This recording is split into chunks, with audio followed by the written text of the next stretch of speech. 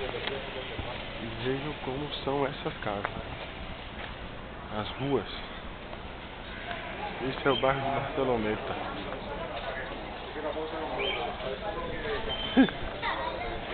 A maioria dessas casas são alugadas.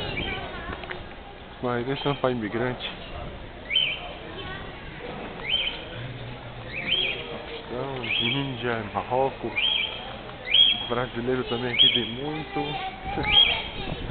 Ó, que viagem.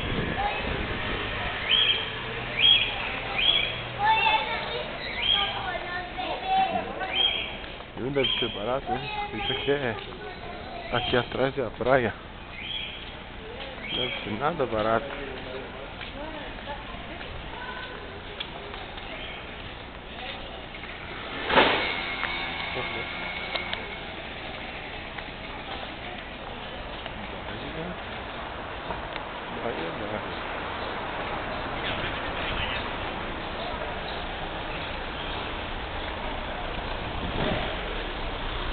Que roda.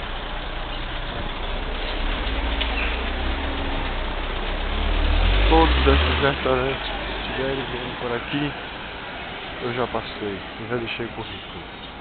Logo no começo, todos.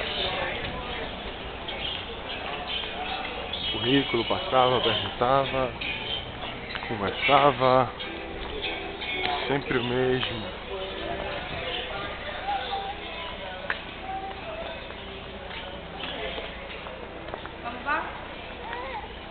Já tá.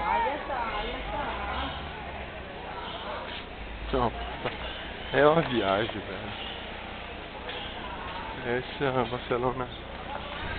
Vai ficar sempre guardado na minha memória isso, velho. Sempre.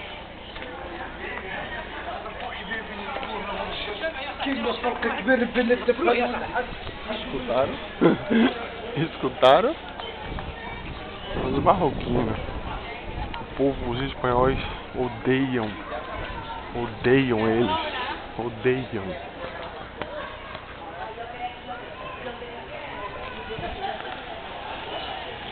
Esse é o bairro de Barceloneta.